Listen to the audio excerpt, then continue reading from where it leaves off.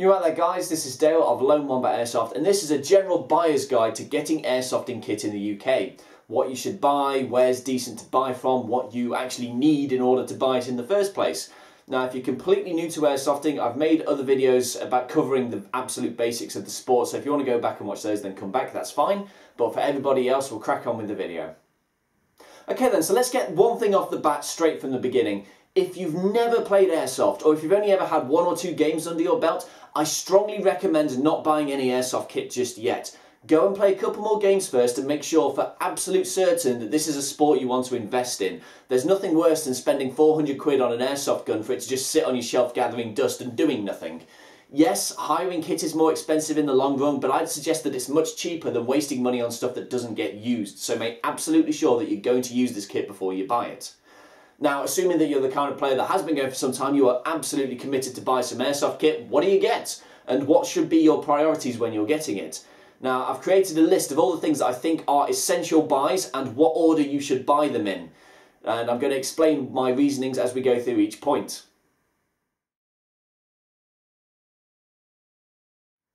So, without a shadow of a doubt, your first spending priority should absolutely be decent eye pro and face protection. It cannot be overstated how essential this is to playing airsoft. For all sites, eye pro is absolutely mandatory. You cannot go out without wearing these. Face protection is optional for some, not including CQB sites. A lot of those have face protection as mandatory, but eye pro is definitely, you must wear this at all times. When you're buying eye protection, I don't recommend things like normal sunglasses or like with prop face masks or cosplay things. The glass or the plastic in there may not be strong enough to survive being hit with a BB. So make sure the lenses are ballistic rated before you actually buy them. In terms of buying glasses with actual plastic or mesh in them, they have their advantages and disadvantages for both. The advantages of glasses like these are that you get to see more of the field, and I think they're a lot more comfortable on your face. Just that clarity means you're better in the games. However, they do fog up, and over time you can get scratches on the lenses, and so you'll have to replace these. I personally like to replace my eye pro on a yearly basis, just because of this, because the lenses will get scratched or bits will start to get worn on it. And this is the one thing you cannot afford to skimp out on. You're not going to suffer for spending more money on eye protection. It's definitely something you need to consider properly. As I said, face protection is optional, not if you're on a CQB site, for good reasons though. A lot of people have and probably will still lose teeth in this sport, which this will definitely stop you from doing. There's different forms of face protection. You can get a full face mask if you want the half masks like these, but I strongly recommend them because although it probably isn't showing up on the camera, I have a very small scar here on my nose where a BB got lodged in it and had to be popped out. That was not fun, and I don't recommend it in the slightest. And I've seen people with chipped teeth due to airsoft. I strongly recommend buying face protection. It's up to you if you want to, but I really recommend it. So in terms of whether you want to go glasses or mesh, that's up to you. It's personal preference. And speaking of personal preference, I strongly recommend not buying this online. Always buy eye pro in a shop so that you can actually try it on first. If you spend money online and they get delivered and you put them on your face and it doesn't cover your eye entirely, or it feels weird and you don't like them and the look wasn't what you expected, you're just going to end up spending more money on more eye protection. So go into a shop, physically put these on your face and see if they're comfortable for you.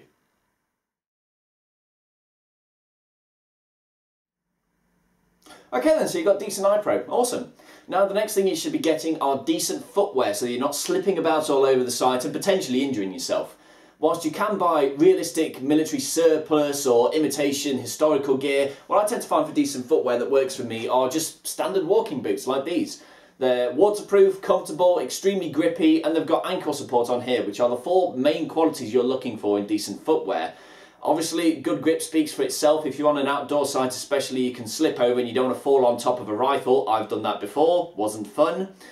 Waterproof, you don't want to be walking around in soggy socks the entire day. That's not particularly fun either. Comfortable speaks for itself. But ankle support is something that I think is a little bit underrated. Like, for example, these are quite similar. They're just more of a shoes than a boot though, because they don't have this section on the top here. That's what's providing your ankle support. And what that means is when you're on uneven ground and your foot kind of like goes sideways like that, it's going to keep your foot in line so you don't injure your ankle. So as I said again with the eye protection, you've got a lot of options for decent footwear, but those are the 4 key things I suggest you look for whilst you're doing it. Wellies I'd avoid. Trainers, you can kind of get away with it, but I don't recommend. These are quite good. You can find them anywhere and for decent price as well, and they'll last you a long time. So definitely look at some walking boots if you're wanting good footwear.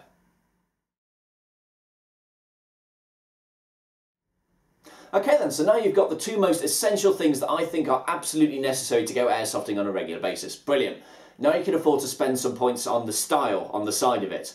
Going in casual clothes, they're just going to get ditched over time if you're airsofting regularly, and maybe bringing that neon blue hoodie makes you a bit of an obvious target in the field. So you should probably look at getting some camo clothing. Now, what you get is pretty much entirely up to you. Maybe there's a World War II loadout you want to go for, or maybe there's a particular nation that has like a really cool camo pattern that you want to emulate. The sky's the limit with this sort of thing, as most camo clothing tends to be fairly durable, so it's really just about what style you're wanting to go for and how much money you're willing to spend on it. One thing I will say about camo clothing though, people not involved in airsoft may mistake you for a soldier. Now, if you are not part of the MOD or an active serviceman, or even if you're trying to do like a police loadout and you want to look like an armed response guy, but you're not one in real life, make it absolutely clear to everybody around you, you are not a soldier or policeman. This is a legal offence if you do that. Do not accept any military discounts that people might offer you. You want to make this absolutely crystal clear. Whilst it is a little bit of a grey area as well, I would also recommend avoiding any patches of actual regiments or medals that you didn't personally earn. Bit of a grey area, but I think it's just better if we avoid that entirely. Let's not make this a thing. Airsoft is very much legally balanced on a knife edge in this terms. We've got a little bit of cover in that we're classified as reenactments, which is fine, but if someone asks you if you're a soldier or police officer, always say no, make it that extremely clear to them. Okay then, so now we get to the fun part, buying your first gun. Now, in order to actually buy an airsoft gun in the UK, if you ask this on an airsoft forum, you're going to get plenty of different answers, but the one method that absolutely works is to get your UCARA. How you do this is you become a member at a local airsoft site. Usually sites will let you join after, if you play 3 games in 2 months, something like that. They will then register with your UCARA. That gives you your own personal number. And when you're ordering kits online, any retailer worth their name will ask you for a UCARA number. This allows you to buy airsoft guns that are painted in a realistic way so that they look like actual one-to-one replicas. You can buy airsoft guns without them. However, if you do so, legally the retailer will be forced to spray 50% of the body in a bright colour like blue, orange or green. And to me personally, it just completely ruins the look of it. I really cannot stand two-tone guns. Most people do spray them afterwards, but I think it's ruined at that point because the finish is never quite as good. So whilst it is a little bit of an inconvenience to just wait, but I think 3 games really isn't that much when you consider it. And the advantages of having realistic looking kits speaks for itself. So what do you actually want to get in terms of your first gun? Well, I strongly recommend that your first one be an AEG or automatic electric gun of some kind. The budget you want to be going for is around about the £130, £150 mark, something like that. And there's plenty of different offers that you can get for that. Certain ones would be the G&G Combat Machine is always a reliable one. A Jingong G36C maybe. A lot of sites tend to use these as higher guns. And Valken are releasing some guns around about that price point as well that I've heard good things about. So anything cheaper than that, and you're probably going to end up with a plastic bodied gun that might break after 6 months. The build quality is not going to be great. If ever you're confused or you want advice, just go on the UK Airsoft community on Facebook and ask the guys there, is this a good gun for the money? And they'll definitely give you their various opinions based upon that. As I say, it's completely up to you which ones you go for. It's all about the style and which ones perform well for the money. But ask for other people. But those 3 I listed earlier, the Combat Machine, the JGG36 and the Valken range, are all good starting points. Now, a lot of airsofters want to get into sniping as their first gun. Obviously, you can see the appeal of it. The one-shot, one-kill mentality really appeals to a lot of people. However, I would strongly recommend that you actually ask another player that has a sniper rifle if you can borrow it for a game or 2, just to see if the playstyle works for you. Because a lot of new players don't appreciate that it takes a different mindset to sniping than it does to AEG out of the box. As a brand new sniper rifle, it's not going to have that much of a power advantage, it's not going to shoot that much further, and it's not really going to be more accurate than a standard AEG. Where sniping really comes into its own are the internal upgrades, which really adds to the cost of it, and you're probably not going to get that once you buy a sniper rifle out of the box. Same principle applies to shotguns as well. Yes, they're cheap, yes, they're really fun to use, but it's a different playstyle to using an AEG, so just ask someone if you can borrow theirs and have a quick go with it before committing to buying one. If you're dead set on buying a sniper though, a couple of recommendations I can personally make are the King Arms Spring Powered Dragunov, the JG Bar 10 if you plan on upgrading it later down the line, or the Aries Striker. So a couple of ones to consider with that, but as I say, try them for yourself first before buying. So as a rough guide to the various manufacturers that are selling guns at the moment, decent ones tend to be companies like King Arms, ASG, G&G, Nuprol. Aries are a bit good if they're a little bit expensive for what they are, but their Amoeba line is decently priced however. Companies like Toko Marui, VFC, LCT, Real Sword and Silverback are the absolute top dogs in my personal opinion though. More expensive, absolutely, but definitely worth the money. In my personal experience, I'd say that A&K, Cyma and WE are not particularly great, but that's my personal opinion. If you ask any airsofter, they're going to give you various different ones on that. So there's a lot of opinions flying around with this sort of thing, but those are mine.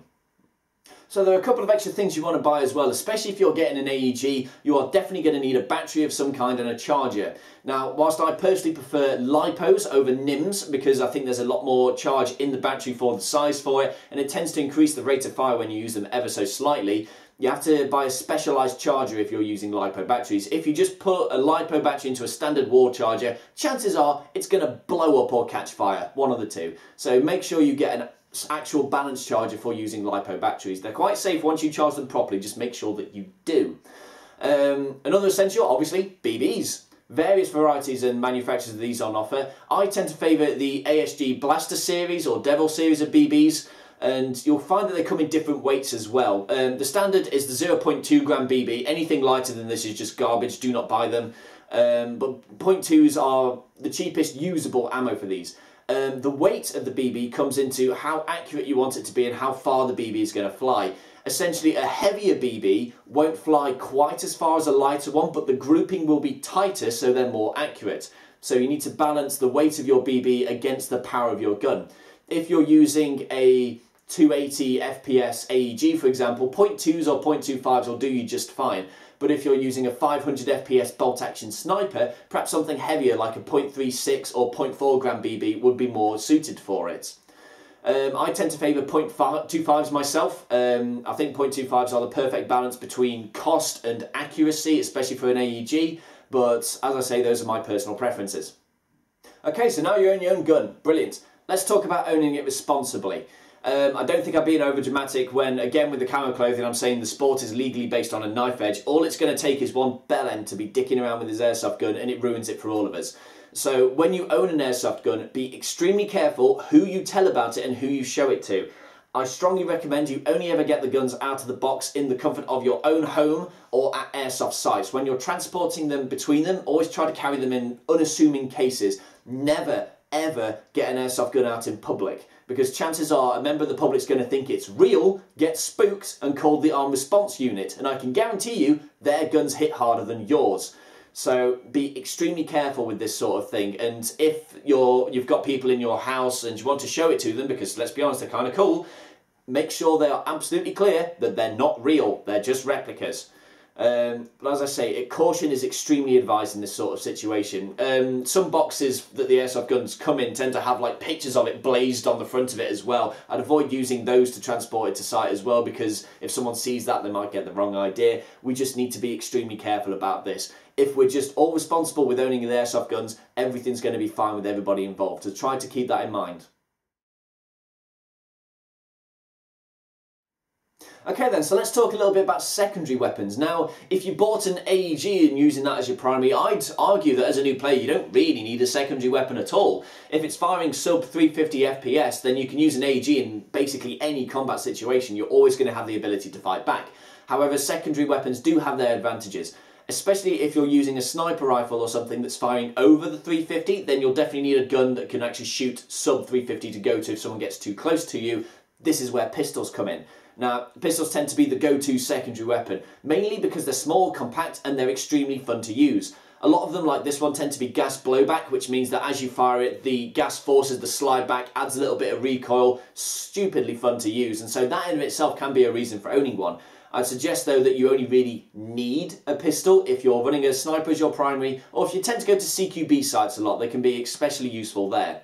Other secondary weapons can include things like bang grenades. These are usually used for room clearing. The general rule is that if you throw a bang grenade, if it goes off and there's someone within 5 meters of it, they are counted as killed. So they're especially useful for room clearing in CQB situations. I personally accepted a long time ago that I have a terrible throwing arm, so I tend not to use them. But if you're doing a lot of indoor work, grenades are definitely something to look into. If you want to go a little bit bigger than that, then you can actually get grenade launchers. The standard shell for these tends to fire about 80 to 200 BBs in a giant cloud, so they're basically oversized shotguns for airsoft. Stupidly fun to use, and it's just the ultimate overkill weapon, but they're not really needed for a lot of situations. Some sites might say that a guy with a riot shield is taken out by a grenade launcher if it hits them face on, or maybe use them to take out vehicles, so there can be a practical application, but for the most part they're just fun. Things that are compatible with these grenade launchers are tag rounds. Now these fire an actual projectile from the grenade launcher. They can go like 100 meters or something, and they can have like dummy rounds, ones that fire like a cloud of powder when they hit the target, timed explosions, impact explosions from them as well. So, but whilst they are extremely cool, they're not allowed at the vast majority of sites. The legality of these things in the UK is a bit sketchy. So I definitely recommend actually asking your site owner if they're allowed at site before investing in those. Final one, but still quite fun nonetheless, are the bendy rubber knives. A lot of sites say that you can bring a knife into airsoft games as long as the blade's not sharp, it's not fixed, it's not metal, then you can bring a knife. This excludes things like the cold steel blades. A lot of sites don't allow them because the fixed ones can still damage someone if you like stab them with it. So if you can get one made of rubber with a dull edge and the blade bends to about 90 degrees, that's universally allowed in pretty much any site. And they can have a practical purpose as well, because some sites will say that you can only knife kill someone if you physically have a knife. So there can be a practical purpose for them, but they tend to be quite cheap and a bit of a joke, a bit of a laugh. You'll not use it that often, it's just fun to have. And I think that sums up a lot of the secondary weapons, to be honest. Fun to have, useful in some situations, but you just get them because they look cool. If you have an AEG as a primary shooting sub 350, you don't really need one, but the sky's the limit in terms of what you want to buy from then on. Okay then, so if we're going to talk about buying guns, let's first talk about buying second-hand. Now, the appeal of buying second-hand is that the kit is, yes, it's a little bit used, a little bit old, but the prices come down massively from if you were to buy it new. However, there are a number of pitfalls associated with this which new players might not recognise. First one, obviously, you might get the gun and it might not work once it actually arrives. It might not work as advertised, it might not turn up at all. There have been plenty of instances where people have asked for money up front and then the gun got lost in post, where they just scammed the actual guy that's buying it. Scamming is very much a thing in the second-hand market and definitely something to be wary of, which is the main reason why I don't recommend it to new people when buying. I say buy new. However, if you are going to do it, a couple of things you should try and do. If you are buying second-hand, try to make sure it's from someone that you personally know or is well known and regarded at your local airsoft site, so that it's quite easy to get back in touch with them if something goes wrong. Make sure you do it in person and make sure that they let you test it first to see that it does work, it does shoot well and accurately like they say it will before you actually hand any money over. And try to avoid doing it online again, but if you are going to do it online, a lot of the seller groups on Facebook have been vanishing over the last year because Facebook really clamped down on the sales of anything vaguely gun-like. Obviously, since our replicas look real, that's why they're replicas, this includes us as well. But if you are going to do it online, places like the 01 Forum or Airsoft Nation are good ones to go for. But again, as a new player, I strongly do not recommend buying second-hand.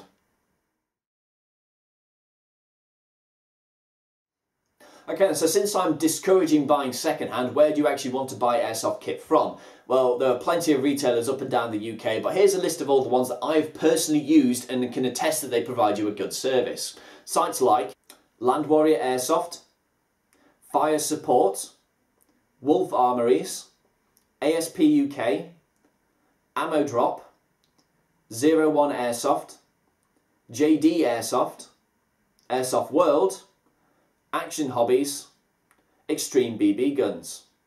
Now, I'm not saying that these are the only retailers in the UK that provide a decent service, whether they're big or small. These are just the ones that I have personally used and can attest that they provide you a decent service and that it's good to go for with those. I'm not going to say that they provide the cheapest guns, or they might not even have the one that you're interested in, so it's definitely worth shopping around between them to see where you can find the best deals. And that about does it, to be fair. These are all the things that I think are essential to assembling your first kit as a new player, and the sky's the limit from there in terms of what you can get. The amount of airsoft kit on offer is ridiculous. If you can think of a real steel firearm, chances are someone somewhere has made an airsoft replica of it that you can use in games. I've not even touched on things like the internal upgrades that you can get for guns, or the exterior ones like foregrips and scopes. But I think the exterior ones tend to be a little bit more focused towards the style than the practicality. Scopes have their purpose, but and in terms of the internal upgrades, I think that really needs its own video in itself because it's such a wide topic. But then to reiterate what I've said before about what you need to get and in what order you need to get them: decent iron face protection, good footwear, camo clothing, your primary weapon and all the stuff that goes with it, such as batteries, ammo and chargers, and then maybe a secondary weapon if you feel like it. And that's everything. In order to get your first airsoft kit going, that's all you need to know. Now, if there's any questions you'd like to ask me or feedback you'd like to give, then leave it in the comments section down below and I'll get back to you as soon as I can. And until next time, this has been Dale of Lone Wombat Airsoft.